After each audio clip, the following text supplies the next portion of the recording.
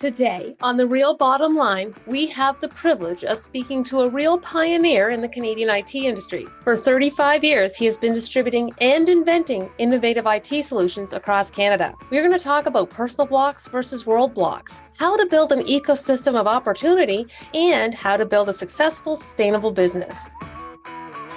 This is The Real Bottom Line, where we tell entrepreneurial stories about true grit and perseverance from frontline business owners themselves. Now, let's get started. Hello and welcome to The Real Bottom Line, the podcast for entrepreneurs who are serious about growing the value of their business. Our guest is Larry Keating, president of NPC and CEO of Keating Technologies. Larry, welcome to the show. Hello, Wendy. Nice to be here. Thank you for having me on. Oh my God, I'm so very excited because 35 years, like what a milestone in terms of owning and operating successful businesses. What does that make you think when you hear that number, 35 years? Well, when I do the math on the age that I give out, I must have started when I was 6 years old. Oh, yes, indeed. Yes. I was actually in my late 20s when I started Keating Technologies. It was an exciting time in the tech industry. The late 1980s, 1987. Mm-hmm. And it just looked like technology was going to be able to change the world. That's awesome. And Why don't you give us the Coles Notes version of 87 up to today? Tell us. Oh, wow. Well, in that time, what I did was my first company, Keating Technologies, that still runs today, is a representation firm. And it works on a national basis for most of its product lines. So we represent high technology company of different ilk to Canadians, high-end networking gear, products for education, government, healthcare. We manage distribution. We build reseller channels. And through that business, we've brought more than $2 billion in technology and services to Canadians. Because when I kind of looked at Canada and thought about moving into technology when I was a young man, one of the things that occurred to me was that we were parked right next door to the biggest and greatest R&D center in history, in the United States. And certainly we need to be a great creator of technology, and we have done brilliantly in that regard. Actually, we punch above our weight when you look at what we do in technology, given our per capita output of that. But what really, I thought was as important was to be a great adopter of technology. Putting all this great technology to work to, improve our productivity, improve our economy, secure our country, do all kinds of very great things with it. And I've been just thrilled and honored to be able to participate in it and make a living doing it. And I haven't had a boss in 35 years other than every one of my customers and clients who are all my bosses. And it's been good. That's awesome. And then a few years ago, you started another company in regards to hardware as a service. How did that evolve? Well, I'd been doing some, as Keating succeeded and grew to a fairly significant organization, I started to have the time available to give a little bit back. So I did some ad hoc government advisory work starting in the early 2000s. And I was chairman of the Minister's Technology Advisory Group for the province of Ontario. I sat on the Chair's Advisory Council for e-government, a bunch of things, worked closely with our Privacy Commissioner in Ontario. Mm-hmm. And as I was doing that work, I was watching how technology was so permeating every aspect of business. I knew it wouldn't be long and we wouldn't be able to function and compete and prosper without good utilization and exploitation of technology. In fact, it's a big determinant of success now, how you work with technology. But it started about 15 years ago. I started to think, what's the smaller organization going to do to have good, productive, secure computing? How is that going to happen? Because the way it was happening 15 years ago, by and large, was big companies had all the advantage. They had big IT shops. They had great people in the organization. If you showed up at the bank Monday morning for the first day of your job, there was a computer on your desk. It was all configured and secured and ready to go. And I thought, well, what's the 10-person company supposed to do to achieve that? Yeah. And the only model I could come up with was turning the acquisition of it into a service. Mm-hmm. Just like software turned into a service where we no longer buy disks. We don't take the disk out of a package and load it on our own server, our own computer, and try to make it run. We just click a link, agree to pay, and we can take advantage of very powerful software now. I believed computers needed to be like that. And so, over the course of the last more than dozen years, we've built out a device as a service business that are very secure computers for very small businesses, business of any size. We have companies with hundreds of them, but our focus is the smaller businesses. And they have as secure and as good a computing experience as any of the big companies. And that was my goal. Not easy to achieve because it defies traditional thinking. For over 50 years, my industry has trained consumers and businesses to be the largest do-it-yourself workforce in history. What other product do you buy that you take it home, take it out of the box, take it back to your office, and you got to do a whole lot of work to make it do what it's supposed to do, configuring and setting up and loading and everything. So worth the work.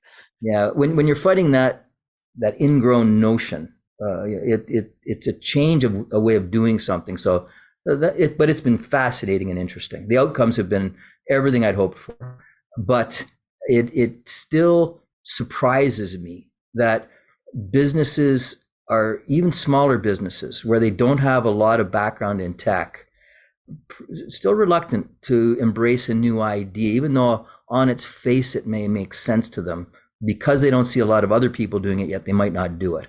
Fascinating. I'd like to back up just a little bit. When you started talking about the volunteer work you did with the government, I find that sometimes when we're in particular industries, like, I'm in the financial industry, you're in a different industry, that it almost seems like the systems that within which we operate encourages almost a silo, live in a castle, live in a bubble, if you will, where we aren't necessarily encouraged or given opportunities to be exposed to new ideas, new data, new direction.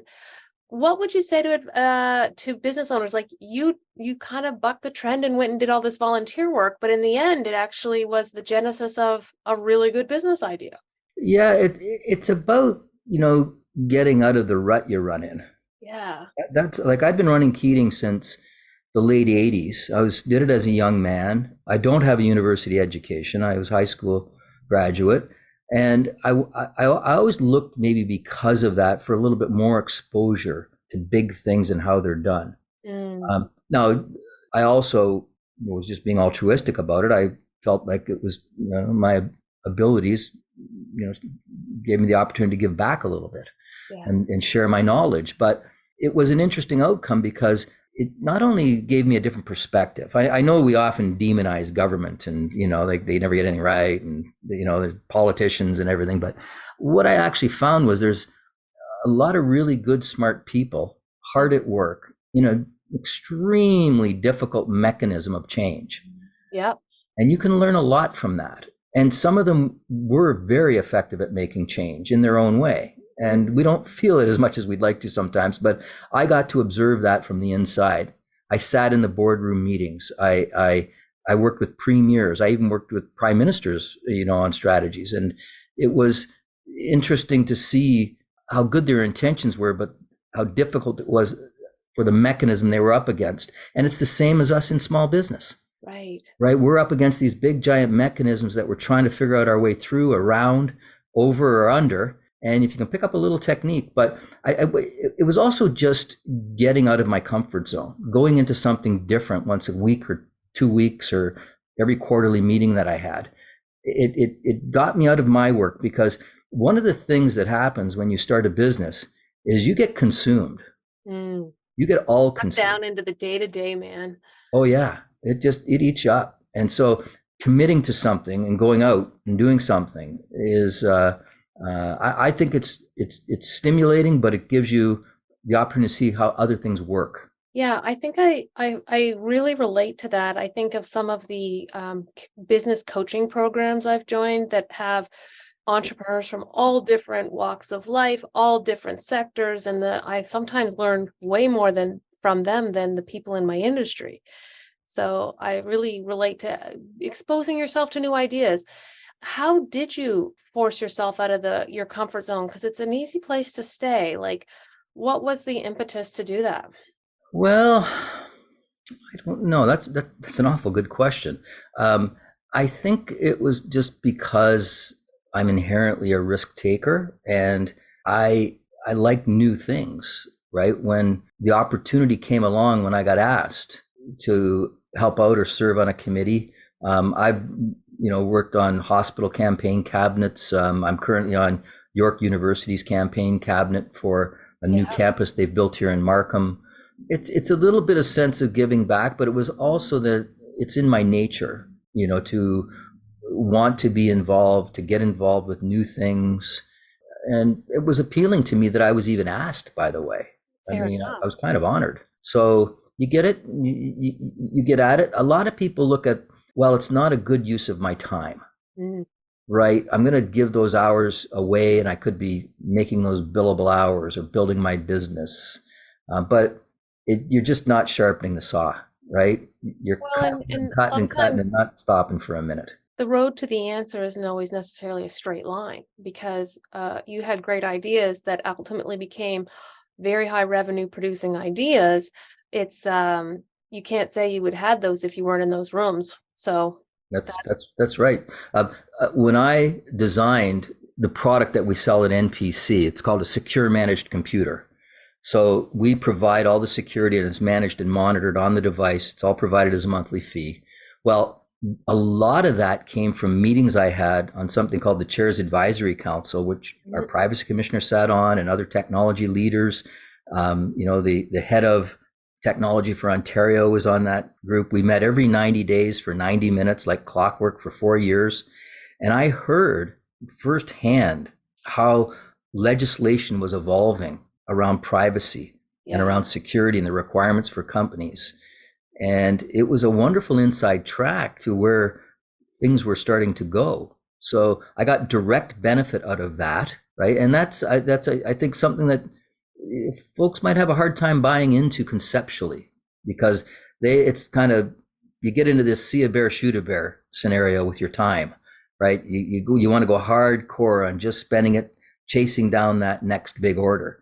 But I wanted to invent something that would make meaningful change. And I couldn't do that sitting in my office chasing the next big order in Keating. Well, and what I think I would take away from that is, in order to build an ecosystem of opportunity, you actually have to leave your ecosystem and bring stuff back in. Absolutely. Look at the great, entrepreneurs of our day. And look where they got their ideas from. They're all very unconventional thinkers. Even, which is arguably one of the greatest investors in history, Warren Buffett. Like, who is more out of the box in terms of style and thinking in his industry than Warren Buffett? He made a new box. Exactly. Everyone wants in the new box. Yeah, exactly right. And that's easy to say, but hard to do. Yeah. I always marveled at Warren Buffett for one reason. Here was a guy who shared what he did, completely open about it. He and Charlie Munger would talk till the cows came home about exactly what they did to make their fortunes and make their business work. Yeah. And thousands showed up at his conference every year to hear it firsthand. I know people who go every year. Yep. And still, it's not a normal way to operate in their business, looking at a business the way they do, looking at the value metrics, the way that those two did. So they did. That's a good way of putting it, Wendy. They did create a new box, and it's hard for other people to envision themselves in it when they're in an old traditional way of doing things.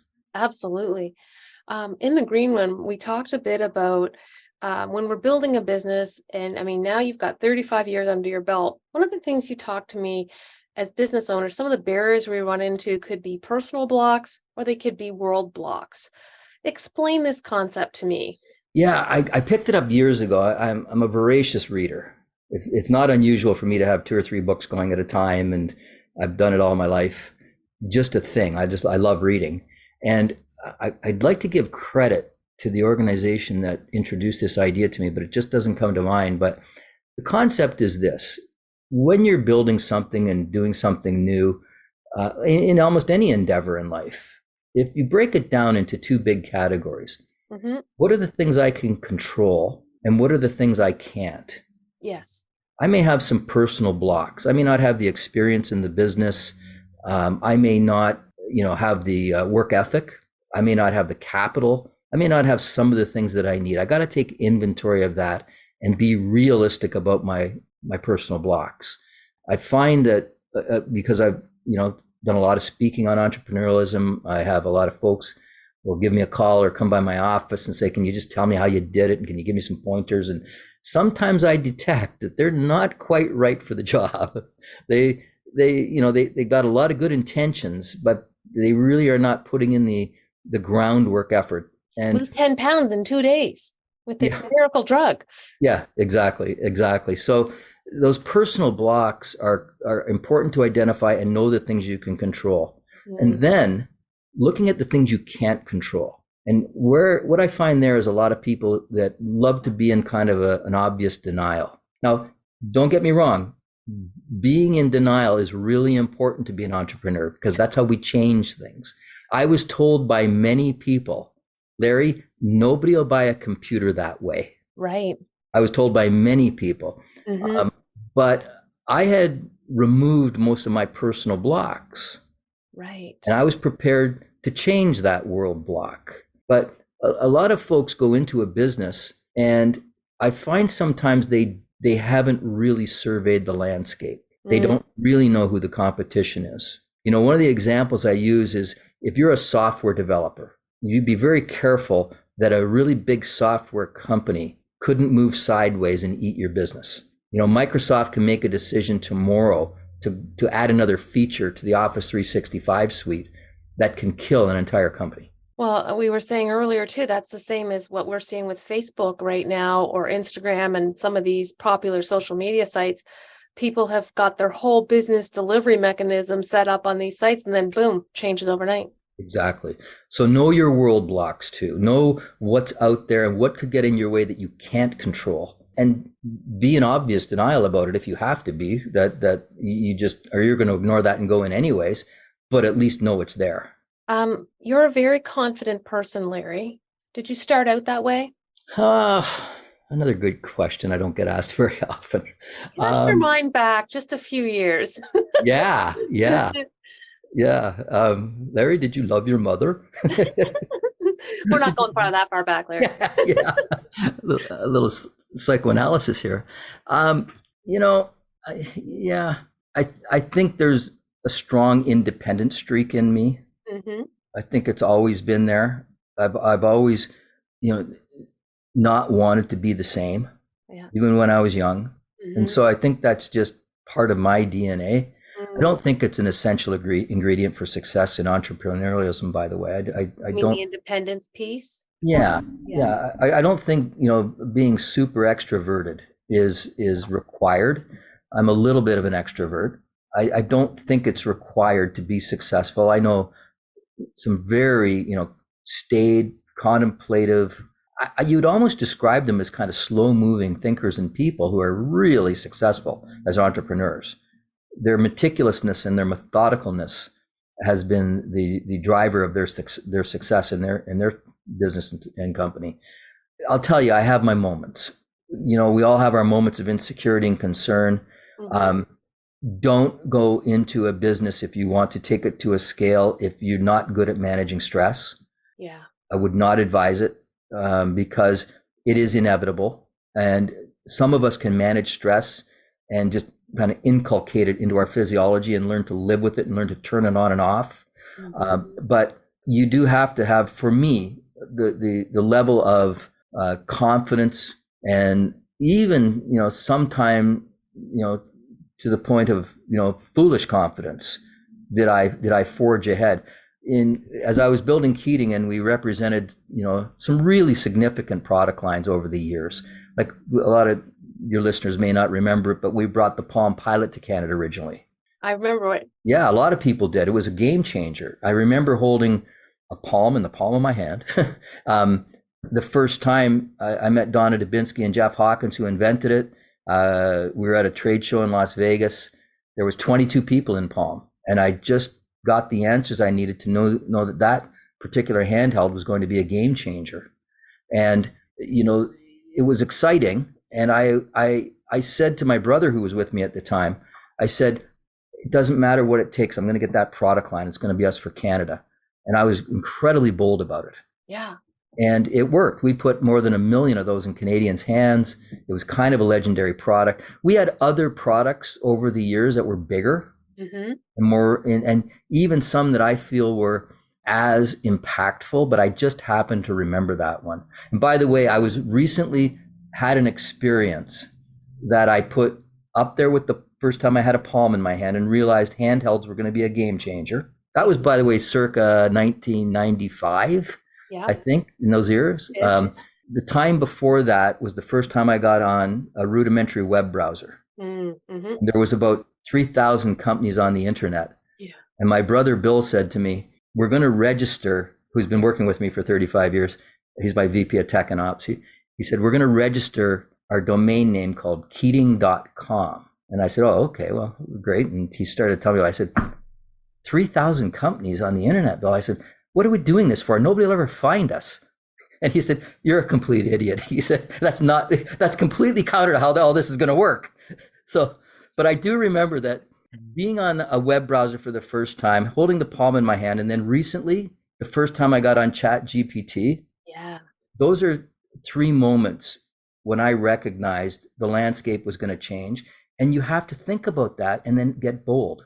Yeah. Did you have to fake it till you make it at all, Larry? Oh, you know that whole axiom, or did you just say, I can do this and I'm going to show you that I can? Yeah. There are moments. Yes. There are moments when you're probably over presenting a little bit. And then you're running back to the office to say, okay, I committed us to this. We got to figure out how to do it now. The conundrum of all salespeople. Of course we can do that. Can we do that to the team back home, right? Exactly. I think that having a certain honesty and integrity about your capabilities and yourself is an absolute hallmark of success. I mean, I think there's too many people think they can fool or game the system. I've never seen that work out happy too often. Well, certainly not long term, I wouldn't say. No, not long term. That's a good way of putting it, because short term you may win, but long term it doesn't work for you. But you do have to, and it ties to that boldness and that confidence. You do have to commit yourself, and you do have to, be able to stand in front of a big organization and say, look, we're going to do this for you. And yeah, we can get it done. I don't think I'd ever intentionally mislead somebody or lie to somebody about a capability, but would I push the envelope of the depth of our capability? I might, but I'll work real hard to backfill it. Oh, that's awesome. Your business is making a profit. You're growing, but you may still feel like you don't fully have a grasp on how to make the best use of this success. Don't worry, you're not alone. Hi, I'm Wendy Brookhouse, creator of the Total Wealth Accelerator and host of this podcast.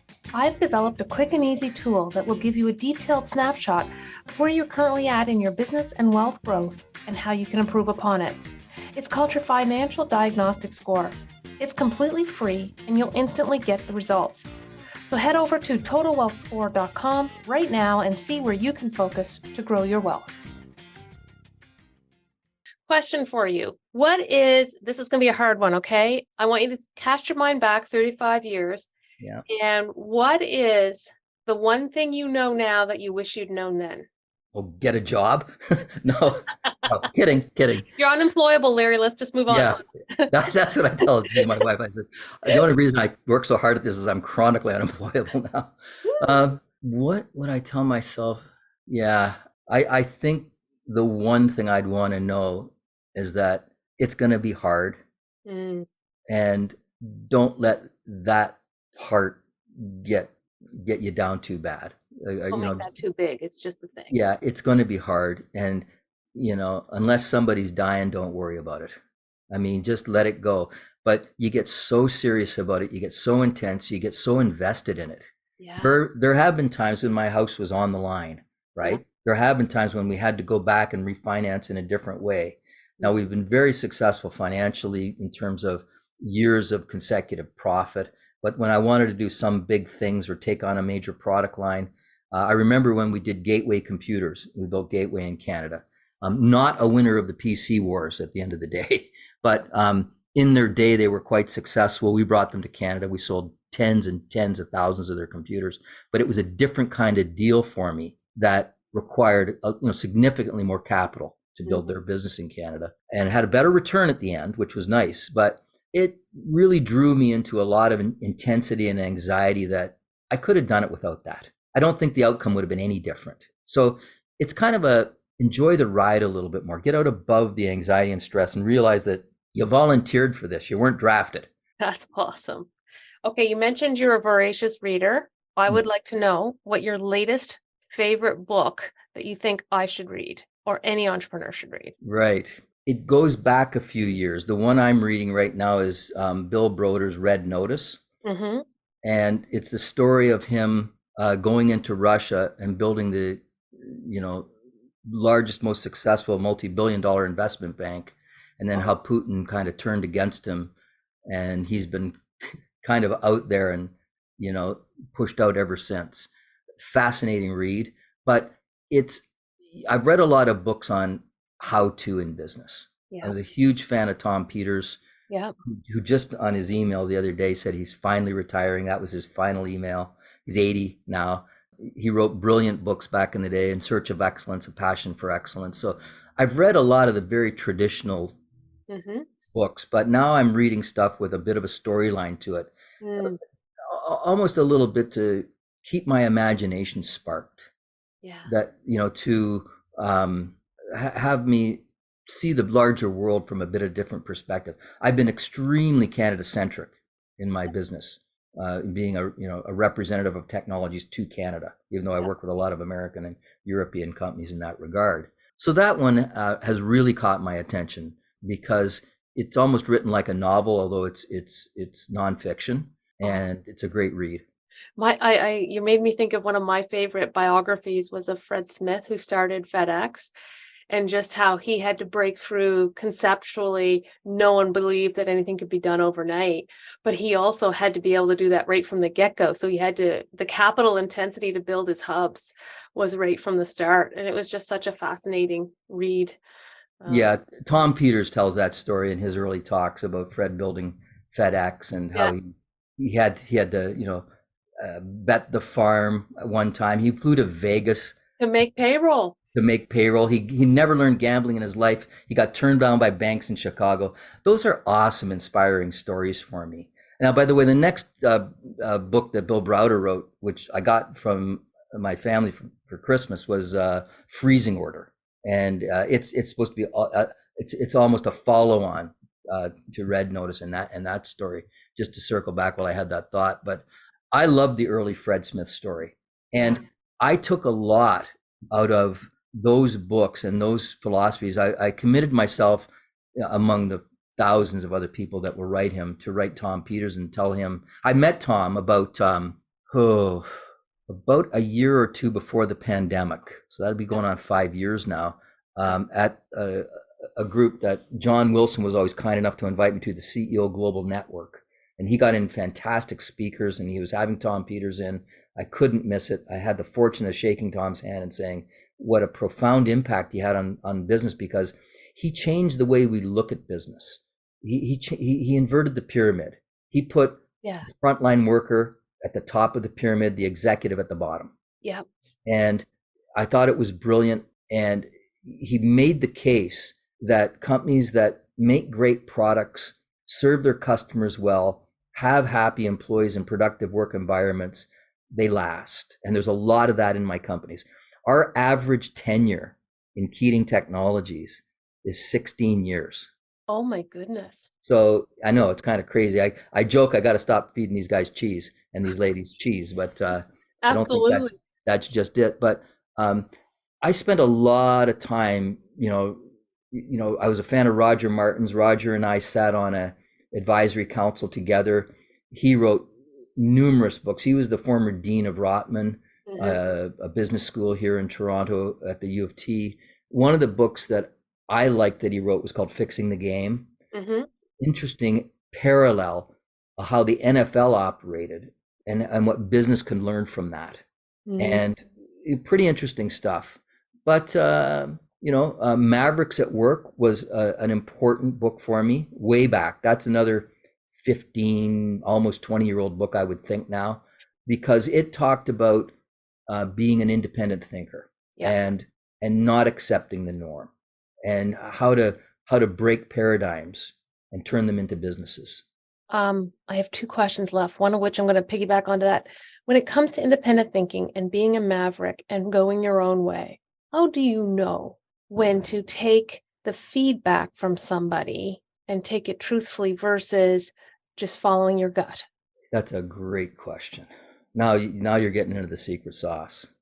I have a good friend, Jim Estel, very successful. He's the CEO of Danby, comes from the technology industry, comes from my hometown. And Jim and I would go and have a hamburger and talk about, what really makes business tick. And one of the things that we both decided on one lunch was, being able to hire with a good success rate for people who stay 2 years or longer is critical.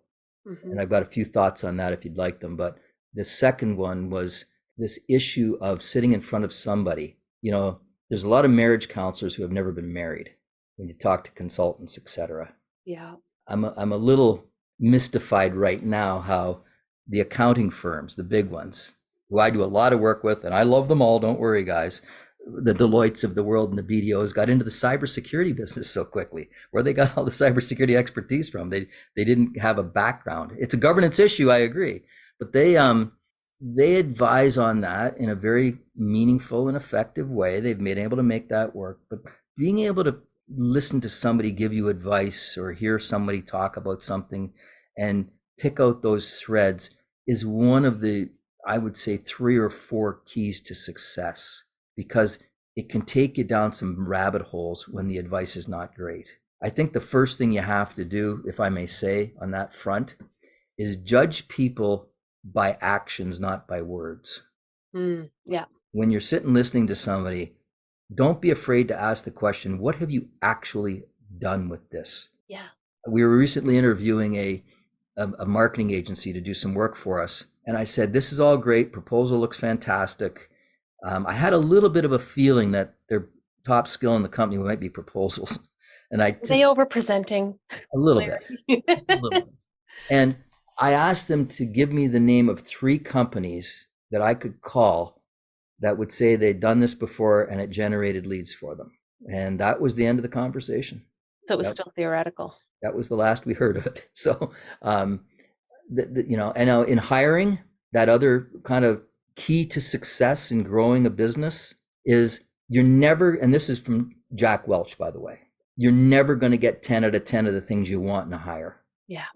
So separate them into things you can teach and things you can't. So if 6 of the things are things you just can't teach, a work ethic, as an example, an ability to see around corners, an ability to be insightful, as an example. Get that on your list and do not hire unless they meet those 6. Now, consider the other 4. Yes. Will this person pick up the technical aspects of what we're teaching? Yep. As an example. But that, for me, has become a good formula for hiring. That's amazing.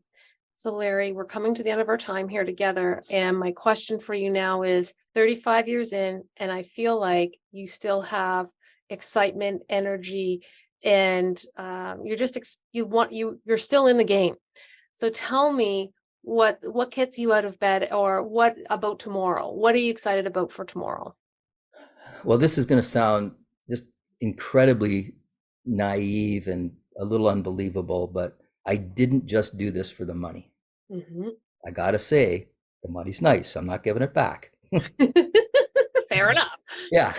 But I just love the sense of accomplishment I get out of running a business. I just love the fact that I, show up in the morning, and some mornings I set a goal, and by the end of the day, we've moved the needle a little bit to accomplish this mission of delivering technology to Canadians in a way that helps all of us a little bit better. Look, technology gets a pretty bad rap. I mean, it's done some pretty mean stuff, but overall, everything we do in life is affected by it and has been beneficially impacted by it.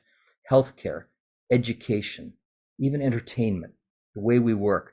If you look at the condition of the world 100 years ago, and you look at it today, everything from infant mortality to education rates to poverty, it's all improved dramatically. And if you start peeling away the layers, what technology has enabled can be sitting in underneath a lot of that.